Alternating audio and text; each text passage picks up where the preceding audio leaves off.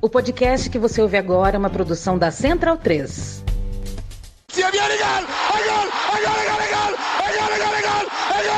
Parte Pirlo!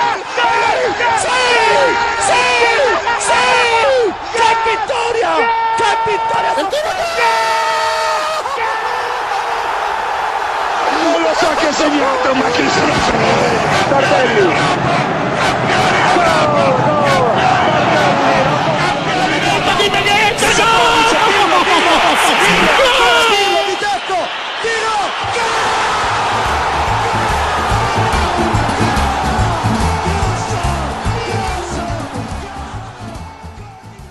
Olá a todos, sejam muito bem-vindos à edição de número 42 do podcast da Cautiopédia, que chega até os seus ouvidos graças à nossa parceria com a Central 3. Tem a gente, tem o lado B do Rio, tem o meio campo, tem o xadrez verbal, tem muita coisa boa na Central 3. Depois que você ouvir essa edição 42 da Cautiopédia, você vai lá dar uma fuçada, porque tem muita qualidade para gostos diversos. No podcast de hoje a gente vai falar sobre a seleção italiana, que deixa mais uma boa impressão pela segunda data FIFA consecutiva. Não querendo zicar, acho que já dá para falar que dá para ver uma melhora significativa, mas a gente vai falar sobre mais detalhes, né? Do que está melhorando exatamente, do que a gente já pode ser otimista, do que a gente ainda não pode ser tão otimista assim. Vamos falar também da Série A, mais especificamente do Milan, que rodada sim outra também apresenta problemas, né? Não é um time que consegue ficar muito tranquilo nessa temporada da Série A e a gente quer entender e vai explicar o porquê. Não é muito diferente da Roma, mas na Roma a gente tem casos individuais que ficaram inclusive bem nítidos na data FIFA com a seleção, né? São assuntos que se correlacionam, assuntos que vão se cruzar, porque um certo jogador que vem deixando a desejar na Roma também o fez na seleção italiana, então acho que fica um pouco mais fácil a gente analisar, mas a gente vai falar um pouco mais sobre. E também sobre o Torino, até porque a gente na última edição falava que o Torino chegava à liderança depois de 47 anos, e a capa do nosso podcast era um jogador que infelizmente se machucou e está fora pelo resto da temporada, então a gente vai falar se ainda existe vida no Torino depois da lesão de Duvan Zapata. É claro que eu não estou sozinho nessa, estou com meus fiéis escudeiros. Caio Bittencourt, bom dia, boa tarde, boa noite, pode dar seu destaque inicial, por favor, querido. Olá a todos, depois de uma edição que eu fui ali dar uma voltinha e tal, mas já estou aqui. Estamos aqui para falar da seleção italiana, que teve duas partidas interessantes, uma destruída, autodestruída, melhor dizendo, pelo Pellegrini, a outra uma partida interessante, embora vale lembrar que ela não deveria acontecer por conta que Israel deveria estar suspensa do futebol internacional, mas enquanto a FIFA não resolve os pedidos de federações como a Palestina pela suspensão de Israel, Israel continua a cumprir seus jogos no grupo da Nations League. Muito malabarismo, né, gente? Muito malabarismo para que Israel continue jogando a Nations League. Nelson Oliveira, bom dia, boa tarde, boa noite. Pode também chegando aí com o seu destaque inicial, por favor. Olá a todos. O destaque inicial é o quanto esse podcast zica, né? Impressionante. A gente já brincava antes, né, de como isso acontecia com alguma frequência. E agora, com o caso do Zapata, eu acho que ficou evidente, né? Então, a gente fala bem de alguma coisa, ela vai pro ralo, né? Vamos falar bem do X? Vamos, Xandão. Vamos falar bem do X. Antes de eu começar logo essa edição, já concordando com você, né? Se você ouvir a gente falando bem de alguém, tem o toque de Midas e tem o toque, tem a piada, né? Que existe o toque de merdas. O Cautiopédia está com esse famigerado toque aí. Queria só pedir perdão pra galera que a voz tá baleada, passei a semana toda gripado, então se a voz der uma rateada durante esta edição, minhas mais sinceras desculpas aí, tá um pouco melhor, mas ainda tá dando aquela agarrada de vez em quando. Vamos começar falando então, Nelson, vou jogar pra você. Se dá pra você falar de como a Itália começou essa última data FIFA, se dá pra falar da pré-expulsão do Pellegrini, né? Se dá pra falar assim, o que a Itália vinha mostrando, vinha apresentando até que nosso Pellegrini, como diria no Tropa de Elite, se explodiu e explodiu a tropa inteira, né? Vou até comentar em confidência aqui, a gente até falava no grupo, no próximo programa, né, que inclusive, para quem é nerd do futebol italiano, vai lembrar que o número 42 é o número do Balzaretti, né, então, já que a gente tá falando de gente que às vezes não faz o que deveria, né? Ou que não atinge o nível esperado. A gente pode falar trazendo o ex-jogador da Roma para falar de um jogador atual, né? Que é o Pellegrini, que durante bastante tempo liderou a Roma e tudo mais. Mas tá numa fase muito ruim, né? A inconfidência que eu ia cometer, que eu falei, a gente vai tratar da Itália já classificada na Nations, né? Na próxima edição do nosso programa. Isso não aconteceu, né? Mais uma zicada aí nossa, mas tá perto, né? A Itália tá praticamente classificada, é muito difícil, né? Precisa de um ponto só, ou que a Bélgica não pontue. Mas a Itália tem jogado bem na Nations League. Eu especificamente, né? Eu defendia a saída do Spalletti depois da Euro horrível que ele fez, não exatamente só pelo futebol, né, mas pela postura dele, né, que eu achei bastante inadequada, tirando o corpo fora e tudo mais, mas parece que ele se resolveu com os jogadores, né, e a Itália tem jogado bem. Uma prova disso foram esses 20 minutos iniciais contra a Bélgica, né, que também se repetiram em outras partidas, né. A Itália com um começo forte, o Spalletti começou a levar em conta um pouco mais as valências, né, dos principais jogadores nos seus clubes, né? Agora tá, de fato, usando uma defesa 3, espetando o Cambiaso de um lado e o Di Marco do outro. Eles têm rendido muito bem juntos e isso foi a tônica, né, do início de jogo contra a Bélgica, os dois participando bastante.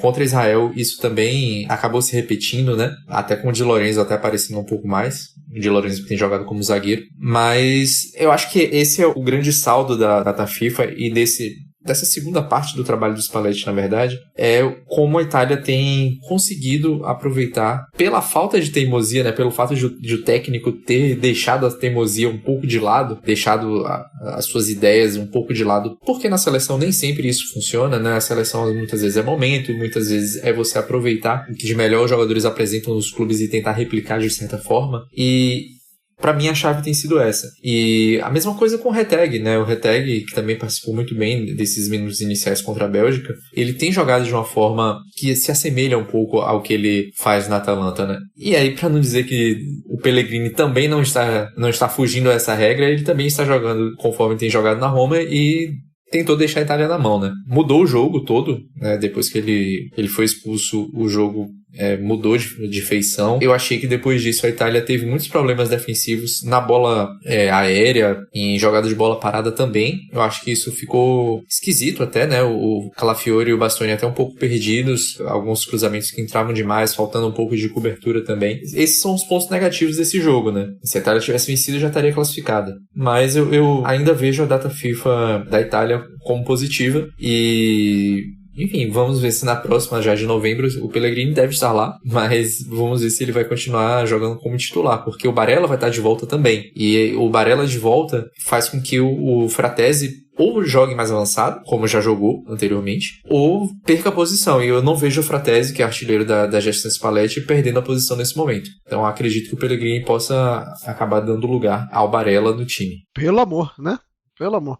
Você falou do Balzaretti no começo da sua fala. Balzaretti que inclusive também agride a moda, né? Se veste mal demais. Comentarista, não sei se ainda é comentarista do DAZN, mas quando eu acompanhava transmissões do DAZN da Série A italiana, o cara agredia a moda, se vestia no escuro. Caio Bittencourt, queria que você falasse sobre um aspecto da vitória sobre Israel. A Itália fazendo um jogo seguro, um jogo sólido, já vencia por 2-0 e aí toma um gol de Israel. Vi alguns comentários, né, via a mídia italiana abordando de duas formas a reação do time italiano, né? Vendo pelo lado positivo, falando assim, olha, tava vencendo por 2-0, deu aquela tiradinha de pé, mas assim que foi ameaçado, voltou lá e conseguiu, mais uma vez, assim como no começo do jogo, dominar a partida. E teve a galera mais cri-cri, né, que fala assim, pô, não pode, olha só, é porque foi contra Israel, mas se fosse contra outro time, um apagão mental desse, um desinteresse pelo jogo, então assim, dá pra ver das duas formas. Queria que você falasse sobre esse aspecto desse jogo específico, porque a gente fala muito da irregularidade do time italiano, eu queria saber se está atrelado a isso também, né? Não sei dizer até que ponto seria atrelado. Que assim, de certa forma, eu creio que já é um fenômeno que acontece em alguns jogos, das vezes o time italiano desligar um pouco do jogo, não ter a intensidade durante 90 minutos e aí ser irregular sob as mais diversas formas. Mas esse específico de Israel, embora a seleção israelense esteja evoluindo nos últimos tempos, seja até de certa forma competitiva no ambiente da UEFA, no que ela acaba jogando, eu acredito até que o gol tenha saído por um descuido coletivo, mas também, sobretudo, com uma deficiência que tem a ver até com os próprios goleiros italianos. E aí eu digo, no geral, goleiros no plural, porque o Donnarumma volta e meia tem alguns problemas com bola aérea, e o Vicario tem um caso curioso que eu acho que acontece tanto em alguns gols de bola aérea que ele sofre no Tottenham, quanto até nesse gol, que ele tem uma certa dificuldade para liderar a área nesse tipo de cobrança de escanteios, nesse tipo de organização de jogadas, de organização da bola parada, e eu creio que até partiu daí um pouco disso, e aí tem reclamação de falta, que é curioso até, é discutível sob o ponto de vista do que se tem de marcado de faltas em goleiros, em lances assim, e sobretudo discutível no ponto de vista da desorganização coletiva nesse lance em si. Mas, por outro lado, eu creio até que a data FIFA, tanto dos jogos contra a Bélgica como contra Israel, trouxeram boas notícias. Para mim, a boa notícia principal, é o desempenho do Di Marco, que chega a ser uma qualidade incrível, como ele tem atacado os espaços, como ele tem defendido muito bem, como tem sido um pêndulo para o desempenho da Itália. Tem uma segunda, que aí eu trago em 2, que é a volta do Tonali, que ao lado do Fratesi deu uma certa organização que faltava a esse meio campo, e de certa forma também você destacar positivamente, apesar dos 2 gols diante sofridos contra a Bélgica, um desempenho até interessante sobre um certo ponto do trio de defesa, e aí vai tanto para o Calafiori quanto para o Bastoni, que teve uma qualidade muito boa diante da Bélgica, contra Israel um pouco mais tímida, e também do Di Lorenzo, que foi muito bem contra Israel. A minha questão e o meu ponto de interrogação, que eu ainda sigo um pouquinho assim, com desconfiança sobre contextos específicos, é a questão do ataque. Primeiro, qual que vai ser a ideia do Spalletti com esse 3-5-1? Vai ser ter um ponta de lança como foi Raspadori contra Israel? Ou de repente vai fazer o Barella cumprir essa função? Como é que vai ser? Se de repente muda o estilo de ataque, de certa forma, porque o Retegui, sob esse contexto do 3-5-1, atua com mais liberdade, ataca mais espaços, participa bem e fica mais livre para fazer o estilo de jogo que ele gosta de fazer na Atalanta, que ele tem feito até com boa liberdade na Atalanta, ou até se vão ser testados novos nomes, se vão aparecer novos nomes, porque a gente até achou de maneira curiosa, por exemplo, a convocação do Daniel Maldini, que até entrou contra Israel, teve toda aquela história da terceira geração de Maldinis que frequenta a seleção italiana, depois do Cesare e do Paulo, agora tem Daniel cumprindo a terceira geração. Então, assim, é interessante. Outro nome que eu acho que essa data FIFA deu um certo olhar diferente, meio assim contra a Bélgica, mas entrou até ok contra Israel, o Hitch, Samuel Hitch do Torino. Acho interessante de acompanhar a evolução dele. Nelson, vamos entrar um pouquinho mais nesse assunto do Maldini, porque eu acho que a gente fala muito, e a gente viu muito superficialmente, essa questão das gerações, que o Caio falou, todo mundo abordando, avô, pai, agora ele, e um pouquinho mais de gente e de mídias abordando se ele tem bola para jogar na seleção italiana, mas eu queria que a gente focasse no aspecto que a gente cobra muito e que quando acontece a gente também não pode ignorar, né? Que é o jogador de potencial, que não tem grandes chances nas grandes equipes, né? Nos gigantes, e se desenvolve numa equipe menor. Não vou entrar aqui no mérito de dizer se o Maldini tem bola ou não para jogar na seleção italiana, mas eu acho que é inegável que a mudança para equipes menores fez com que ele conseguisse, não sei se atingir ainda o seu potencial máximo, mas que fez que ele pudesse se desenvolver, né? E a gente cobra muito que os times grandes não têm essa essa paciência ou essa filosofia, não é algo que eles fazem, mas o Daniel está se aproveitando muito de um ambiente que foi muito propício para que ele acabasse chegando na seleção italiana, né? Eu acho que é um cenário que a gente cobra, aconteceu, então a gente também tem que ver todo o processo, né, Nelson? Ele teve algumas dificuldades no Spezia e no Empoli, né? Agora no Monza que ele começou a se encontrar um pouco mais, né? Eu, sinceramente, acho bastante cedo até para ele ser convocado, né? Um cara que tem uma carreira ainda bastante... Ele fez 23 anos agora, né? Ele tem 58 jogos na Série A, 70 como profissional, ainda é bastante pouco, né? Certamente é mais do que o Pizzilli, que foi convocado também, né? O Pizzilli tem 7 jogos na Série A e 10 como profissional. Então, são convocações assim que eu não faria essas convocações, sabe? Não que eles não mereçam ou que não sejam bons jogadores ou que não venham a se tornar bons jogadores, mas eu tenho visto que a Itália tem se equilibrado muito entre não desfalcar a seleção sub-21 e chamar outros nomes que poderiam estar lá. Maldini, enfim, já tem 23 anos, né? Acho que não é um jogador que estaria no ciclo da sub-21 mais. Mas o Pizzilli, por exemplo, tem 20. Sim, eu não vejo o Pizzilli à frente do Fabiano Bologna, por exemplo, e de outros nomes. Eu acho que o Fabiano, por exemplo, era um cara que já devia ter passado pela seleção principal. E antes do Daniel Maldini, eu também vejo outros nomes que nesse momento estão jogando mais do que ele em termos de ataque, né? Por exemplo, o Espósito do Empoli. Eu acho que teria um pouco mais de sentido chamá-lo. Mas, de fato, é importante que os jovens possam jogar, né? Se não nos seus times de formação, né? No caso do Maldini e o Milan, que eles tenham pelo menos a oportunidade de jogar no time da primeira divisão. A gente já falou aqui várias vezes, né? Como na seleção sub-21, muitas vezes você vê nomes de Série B, até de Série C, né? Então, isso pra mim é algo que pra mim chama muito mais a atenção e que isso sim deveria ser resolvido, né? A gente vê a convocação da Série B no momento mesmo. Tem muitos jogadores que estão na segunda divisão da Itália, da Inglaterra, tem jogador que tá no Besiktas, tem jogador que tá na Suíça, na Grécia. Então, ainda, para mim, é o grande problema, de que a Itália muitas vezes não consegue se aproveitar até mesmo desses jovens que estão na seleção sub-21 para dar o salto, porque às vezes eles não conseguem receber as oportunidades no lugar correto. O Maldini, no Monza, ele pareceu ter achado esse lugar, pelo menos no final da temporada passada, né? Que ele foi para lá no meio da temporada, com o Palladino ele jogou muito bem.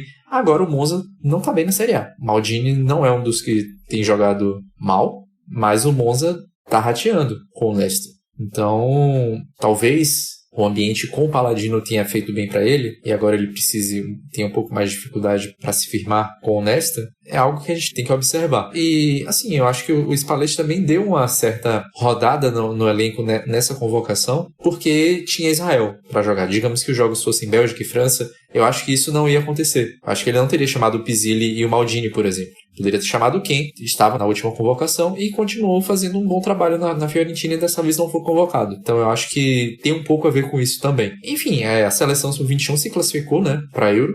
Agora é ainda mais improvável que alguns desses jogadores apareçam nas convocações. Talvez não na próxima. A próxima não vou garantir que apareça um outro nome da Sub-21, porque a Itália precisa desse pontinho aí, né? Joga fora com a Bélgica, e se fizer esse ponto aí, já se resolveu, depois recebe a França. E depois já vem pro ano que vem, e eu acho que a seleção Sub-21 não vai ser desfalcada pensando nessa Euro, né? A Itália tem tentado vencer torneios e competir em torneios de base. Eu acho que tem feito parte do planejamento, né? Da FIGT, a Federação Italiana mesmo, competir e ganhar, mostrar que a Itália tem times com jogadores que podem fazer com que a Itália tenha sucesso na base. E isso acaba dando certa cancha, embora eu acredite que nada supera a cancha na seleção principal em jogos importantes de primeira divisão e de torneios da primeira prateleira, né? Então, é isso. Eu acho que, a não ser que o Maldini faça muito, eu não vejo ele voltando para a próxima convocação, por exemplo. Acho que a próxima convocação vai ser um pouco mais cascuda. É isso. Você citou alguns nomes aí. Eu estou no aguardo do paulistano Gabriel Strefedes aí na seleção italiana. Se se puder, acredito que é um desses unsung heroes aí dessa temporada da Série A. Caio, para fechar essa nossa passagem pela seleção italiana, na sua última fala você citou 3 jogadores e me parece muito claro que o lado esquerdo da Itália está muito bem servido, né? Porque você citou o Di Marco, Você citou o Calafiori, você citou o Bastoni, que na seleção especificamente nem atua tanto assim pelo lado esquerdo, mas é aquela zona de origem dele, né? Agora é acertar o lado direito, Caio? Ou ainda dá pra melhorar esse lado esquerdo? Ainda tem mais coisa pra acertar? Porque parece que tá meio torto o time, né? Eu não digo que tá totalmente torto, porque assim, acho que o lado direito ainda, assim, você tem uma ideia de que serão Di Lorenzo e Cambiaso ali. Mas é bem verdade que talvez o desempenho, assim, é que é o tipo da coisa, né? Se você for parar pra pensar o desempenho do Di Lorenzo, embora melhorou em relação ao horror que foi o 2023-24 dele, que deu no fato dele ser o pior jogador da Euro pela Itália e ter uma temporada terrível no Napoli, ele começou assim um pouco melhor em relação ao que se tinha com o Conte já nesse início do Napoli, e isso acabou fazendo diferença. Claro que tem uma questão de confiança também, você tem, às vezes, uma questão de sistemas diferentes que ele vem atuando, tanto na seleção como no próprio Napoli, que tem vezes que ele joga de terceiro zagueiro, uma espécie de braceto, como se chamam, para início de jogadas, ou até na tradicional linha de 4, que, por incrível que pareça, o Conte tem testado nessa temporada, embora ainda seja muito curioso a gente pensar no Conte usando uma linha de 4. Mas dito isso, é que Di Lorenzo e Cambiaso, embora tenham feito boas partidas, né, nessa data FIFA diante de Bélgica e Israel, não dá pra você dizer assim, aquela coisa de ter o melhor da posição, que nesse caso é o Di Marco. O Di Marco pode dizer que está entre os melhores na função dele, como ala no mundo? Pode. O Bastoni pode dizer que está entre os melhores zagueiros do mundo? Pode. O Calafiori tem potencial para isso. E tem demonstrado nesses primeiros jogos de Arsenal também. Mas acho que logo, quem sabe ele pode dizer também. O Bastoni, assim, uma lista de top 5 melhores zagueiros do mundo, no momento, sem ele, é uma lista que eu considero errada. Gostei e vou com o relator nessa aí. Vamos falar um pouquinho de Série A então.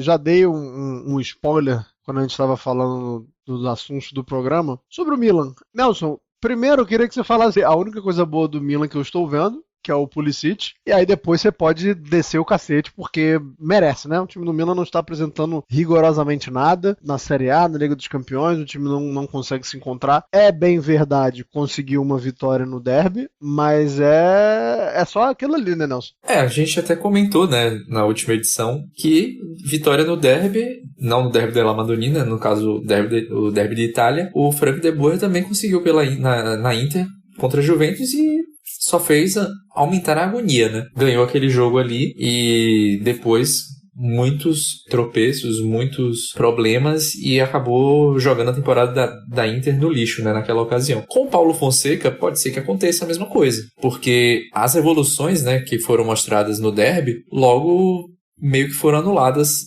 depois, né? Beleza, o jogo contra a Fiorentina, né, na Série A foi bastante maluco, né? Mas ali a gente viu certas coisas que a gente não via anteriormente no Milan, né? Eu vou deixar pra falar da coisa boa que é o Pulisic depois, mas a gente vê um Theo Hernandes muito aquém do que pode, né? Um cara que tá, parece meio desconectado, meio nervoso. Apesar de ele ser um cara meio genioso, né? Isso, meio temperamental, mas totalmente, assim, desconectado, né? O que aconteceu nesse jogo com o Fiorentina não é uma novidade. Ele não tem jogado bem essa temporada. Perder pênalti acontece, fazer pênalti também acontece. Mas ser expulso e fazer tudo isso no mesmo jogo é um pouco fora do padrão dele, né? Tá muito abaixo. E na Champions League, né?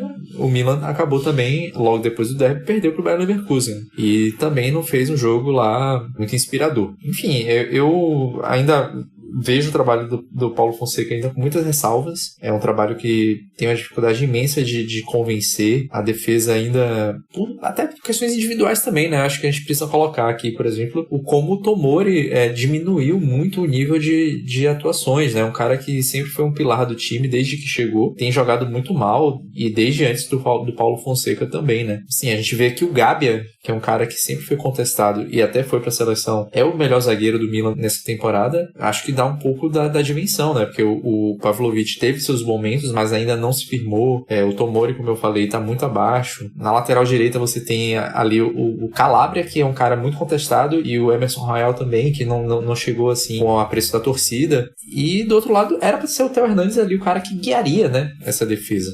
Então, isso, assim, sendo torcedor do Milan, eu acho isso muito preocupante dentro de todas as questões sistêmicas do time, né? E o Rafael Leão também tem apresentado muito pouco, né? Na última temporada também já tinha tido vários momentos, assim, de queda de rendimento, né? E o único que não cai é o Pulisic, né? Que desde a temporada passada, pra mim, é o principal jogador do Milan. Tem conseguido marcar gols, tá sempre no lugar certo, é um cara oportunista, consegue dialogar bastante, ataca os espaços, chuta de fora da área, da assistência, enfim, é o líder técnico do time, assim, muito à frente do Rafael Leão, né? Então, por um lado, isso também é um pouco preocupante, né? Porque, não falando que o Pulisic não tenha qualidade, mas tendo outros nomes ali importantes, e o Pulisic que vai carregando o Milan nas costas, isso demonstra que o time tá precisando de um chacoalhão. Às vezes a impressão que me passa é que o time tá... o elenco ali como um todo, e acho que vejo isso principalmente no Theo Hernandes e no Rafael Leão, meio contaminado com a falta de ambição.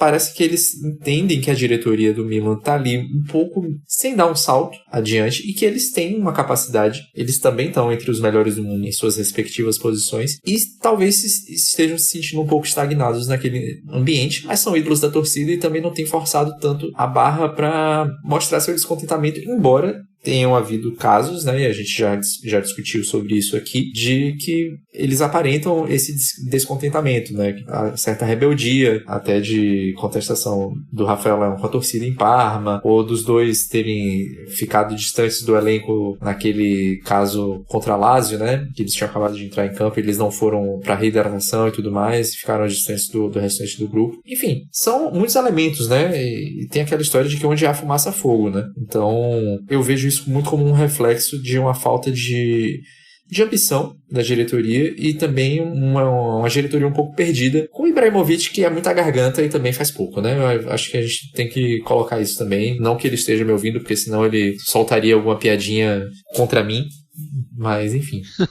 O Zlatan às vezes me lembra aquele meme do pessoal da TV Quase, né? Ele é artista, tem que elogiar tudo que ele faz. É um pouco disso aí, não reage muito bem a críticas não. Caio, não sei se você ainda quer falar do Milan ou quer pular pra Roma. Fala pra mim o que você quer. Olha, acho que já dá pra pular pra Roma, que eu tenho muito a falar sobre o suposto... Quer dizer, a atual versão dele dá pra dizer que é suposto atleta. O ex-jogador Pellegrini? Sim, eu gostaria de falar bem do atleta Lorenzo Pellegrini, mas não posso. Não posso porque ele está fazendo Só se você fosse maluco.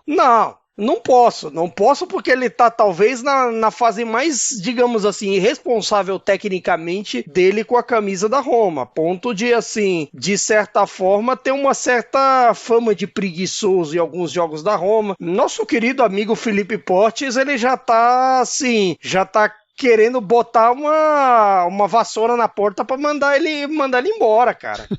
E não dá pra não dizer que não tem motivo, porque de certa forma o Pellegrini tem produzido muito pouco nesse começo de temporada com a Roma. Assim, em termos estatísticos, tem sido pouco, só deu uma assistência até aqui na vitória contra o Venezia. E de certa forma, pra alguém que tem a importância que tem na Roma, seja no período derrossiano ou agora com o Juric, ter os números tão baixos, de certa forma ficou nele em alguns jogadores como o Cristante uma certa fama de que eles teriam feito a cama pro De Rossi cair e tudo mais, todo esse aspecto, e de certa forma ele tá num período até um pouco agressivo em campo, como se viu a expulsão tola dele já pela seleção italiana contra a Bélgica. Talvez seja um momento agora dele começar a colocar a cabeça no lugar, começar a voltar a jogar futebol com a camisa da Roma para pelo menos voltar a ter um desempenho ideal. Porque assim, eu acredito até que nesse sistema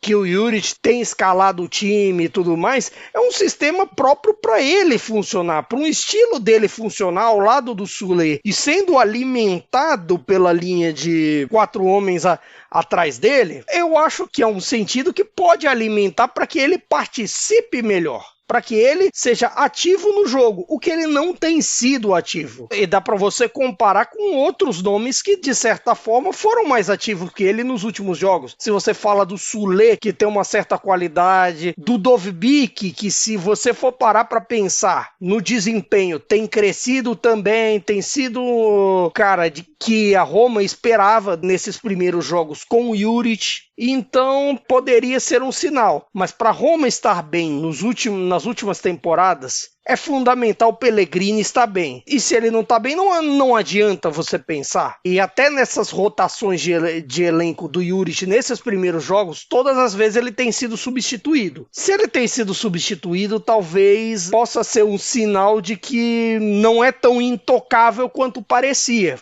E não ser intocável para alguém que tem o potencial de ser um cara marcante em Roma, ser o Roma, a tradição dos romanos que jogam pela Roma, que são capitães da Roma e que se esperava mais dele, a torcida de Aloroso espera mais dele, então naturalmente a gente tem que ter expectativas positivas dele. E eu acho que é isso que é o que pesa mais, né? Porque o torcedor da Roma é um torcedor que leva isso muito a sério, né? E o Pellegrini não é qualquer capitão. O Pellegrini é o 5º capitão em termos de longevidade na história da Roma. Tá ali na 5ª posição, só perde pro Totti, que vai ser insuperável, né? Tem 19 temporadas como capitão. Depois você tem o Lozzi, final da década de 50 e 60, com 9, empatado com o Giannini. Depois você tem o primeiro capitão da Roma, que é o Attilio Ferraris, com 7. E depois vem o Pellegrini, com 5 temporadas já, empatado ali com o Amadei e com o Bernardini. E ele, por ser romano e romanista, e tá demonstrando uma preguiça nesse nível, é muito complicado, né? Eu acho que isso pesa bastante, porque a Roma, tô aqui na minha frente aqui agora, tá aberta a relações de capitães da Roma. E você vê que talvez o que mais você poderia dizer aqui, assim, que é um cara preguiçoso, que não é o caso, que é um cara meio crianção, na verdade, era o Totti. Porque os outros aqui dos últimos anos, você vê caras que sempre foram exemplo de doação, né? E a Roma teve vários outros, né? Que eram exemplos dentro de campo de caras que aguerridos e tal. E aí você chega no Pellegrini, que tá nessa posição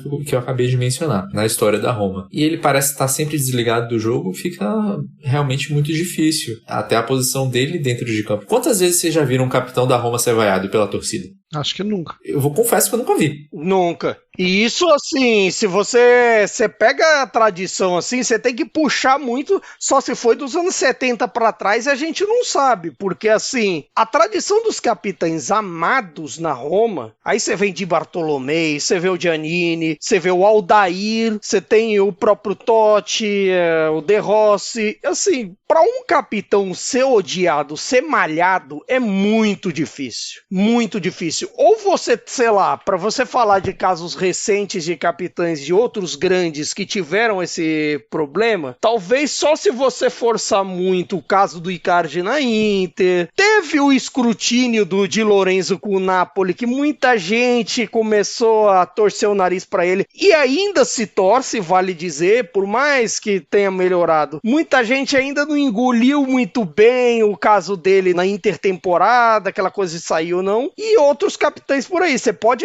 assim, questionar um ou outro, mas pro romanista questionar a faixa de capitão, eu acho que é um estágio muito avançado. E diria mais até, eu acho que, assim, de todas as grandes camisas, as grandes torcidas da Itália, talvez em nenhuma faixa de capitão seja tão sagrada quanto é na Roma. Mais até do que o conceito de camisa, etc. Eu queria perguntar só como é que vocês veem a situação do Juric, porque ele não é dos mais carinhosos, nem dos mais pacientes. Então, assim, eu queria que vocês dissessem como é que vocês acham que ele vai conduzir isso, né? Porque já se nota uma insatisfação, ainda não é uma repulsa, né? Que a torcida tem com o Pellegrini, mas se nota uma insatisfação porque, como a gente acabou de citar aqui, a fase técnica é medíocre, né? Tá confortável o Juric vai receber o respaldo, porque também tem que ver o contexto da chegada dele, chegou pro lugar do De Rossi, ele não foi exatamente rejeitado pela torcida, mas chega num momento complicado. Então eu queria que vocês, substituindo alguém que a torcida gosta muito, eu queria que vocês falassem sobre como é que tá a situação dele e como é que vocês acham que vai ser a postura dele, né, diante desse assunto que é delicado, né? Ele pode tomar uma decisão e ganhar a torcida e perder o grupo, ou vice-versa. Eu acho que sobretudo da Roma, nesse momento, todo mundo é alvo.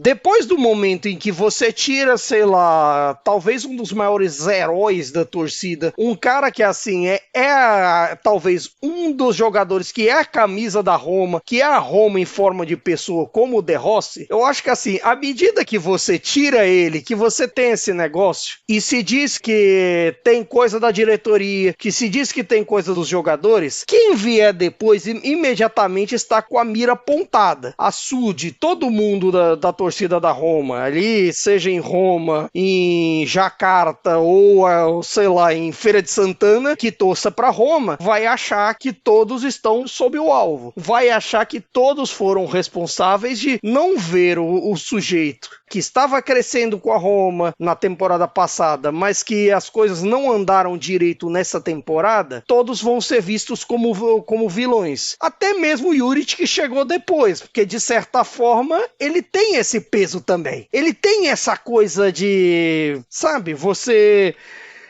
vai substituir o sujeito que é a Roma em forma de pessoa. Então, assim, à medida em que isso acontece, tudo está como alvo. Por um lado, o Juric tem um problema para resolver com relação a isso, até de você tentar meio que buscar o futebol do Pellegrini de novo, buscar a importância dele de liderança técnica e de vestiário, mas ao mesmo tempo, se o Pellegrini continuar não agradando, ele tem uma certa liberdade que não teria em outros tempos de, por exemplo, sacar ele do time. E já teve história até durante a data FIFA aí de o De Rossi voltar, né? Já teria uma possibilidade de o Juric ser demitido para o De Rossi voltar. E aí é o que a gente também falou anteriormente, né? Como a diretoria da Roma tá bem perdida, né? Que compra o Everton e no mesmo dia diz que a prioridade é a Roma. É a mesma prioridade? Tá comprando outro time por quê? E a torcida dos Toffees fica como ao ouvir isso? Enfim, é uma diretoria que tá meio desconectada da realidade, né? Aparentemente. E, enfim, vamos lembrar que o De Rossi renovou o contrato no final da última temporada até 2027. Então, é mais uma questão. Engraçado isso, né? Porque o De Rossi tem contrato até 2027 e o Juric tem até 2025. Então, talvez seja mais barato rescindir com o Juric e voltar ao De Rossi mesmo. Aí. Rapaz, que beleza de gestão, viu? Que aula de administração. Dizem que os norte-americanos sabem tudo, né? Que nem o Elon Musk também, não é norte-americano, né? Mas... enfim, né? Ele sabe tudo também. Tô vendo, estão mostrando muito bem. Vamos falar então um pouquinho sobre o Torino, porque a gente tá falando de dois clubes que estão... é muito mais uma questão de má administração, né? Ou de má gestão. E aí, sendo no aspecto dos negócios ou do campo e bola. Mas agora a gente vai falar do Torino, que quando vem melhorando um pouquinho, né? Quando vem se organizando melhor, fazendo melhores mercados, aí dá um azar monumental, porque perde o seu pilar no campo de ataque, né? O jogo do Torino era muito moldado desde a temporada passada, diga-se, pra bola no Zapata e ver o que ele arruma. E aí você perde esse cara. Caio, o Adams fazia um bom começo de temporada. Faz um bom começo de temporada, né? Mas não querendo jogar um balde de água fria, outro balde de água fria no torcedor do Torino, é pouco, né? É pouco pra suprir a ausência que o Zapata vai causar, né? É difícil demais pensar em substituir, porque querendo ou não, o Zapata, já nesse começo de temporada, era um negócio muito interessante. Você conseguir 3 gols em... Vamos contar com a Copa também, apesar da eliminação pro Empoli. Foram 8 jogos e 4 gols. E aí, num momento como esse, ele já perde a temporada, é uma catástrofe. Até para ter que acelerar a adaptação do Che Adams, que tem números interessantes também, mas é uma outra característica, um outro contexto. E talvez, num primeiro momento, ter de depender como parceiros de um Caramò que parece que ainda não virou tanto e de um Sanabria que tem suas irregularidades. Faz seus gols, volta e meia tem sua importância, principalmente saindo do banco, mas que a longo prazo parece que ainda tá faltando alguma coisa para ele se firmar de vez. Algum jogo mais constante, que gols como dessa data FIFA que ele fez da vitória do Paraguai contra a Venezuela sejam mais constantes pelo Torino. Então, assim, eu até acredito que coletivamente o Torino melhorou. O Torino do Vanoli tem sido competitivo. Vendeu caro a derrota para Inter em San Siro, teve jogos interessantes mesmo quando perdeu para Lazio, conseguindo competir muito bem. Mas ao mesmo tempo, quando você perde talvez a melhor garantia de gols que você tem, que de certa forma, desde que o Zapata chegou na Itália, ele sempre é uma garantia de gols. Seja saindo do banco, como foi muitas vezes no Napoli e na Atalanta, seja muitas vezes como titular, como foi na própria Atalanta e na Samp. E até nos tempos de Udinese, que era a fase mais assim dele. Mas sobre isso, eu até acredito que o sistema pode fazer e pode potencializar mais as boas características do Adams. Mas, sobretudo, eu acho que, inevitavelmente, o Torino vai querer bater no mercado atrás de centroavante. E aí, de repente, se falou até no Cholito Simeone, que tem lá suas irregularidades, tem suas questões de desempenho no Napoli, tem outros também, e de repente sai daí. Aliás, esse período de lesões de ligamento recentes, cara, foi terrível lá em Turim. No lado Grenat, o Zapata. No lado Bianconero, o Bremer. Então, assim, você ter algumas perdas tão grandes assim por causa de ligamento no joelho já em outubro, pra mudar muito o planejamento. Não fala do Bremer não, que do Bremer eu fiquei deprimido, bicho, porque ele tava comendo a bola e tinha acabado de, enfim, receber uma justíssima convocação, né? Foi um negócio de questionar as leis do universo. Nelson, a janela tá aí, mas não nem tanto, né? Tá, mas não tá, porque a janela é em janeiro, a gente tá gravando no dia 17 de outubro, então assim, há uma possibilidade, queria que você dissesse se o Vanoli poderia, ou se você acha que ele vai fazer isso, mudar completamente a estrutura da fase ofensiva do time, né? Porque como a gente falou aqui, o time era moldado pro Zapata, não tem exatamente um jogador com as características dele, o quanto ele precisa mudar ou se adaptar, né? Ou ele vai tentar encaixar algum jogador nessa função, ou as mudanças serão drásticas. Como é que você vê ele tentando sair dessa encruzilhada, dessa armadilha aí que o destino pregou pra ele? Eu acho que ele vai ter que se virar com a dupla entre o Che Adams e o Sanabria mesmo. Eu acredito que ele vai trabalhar dessa forma.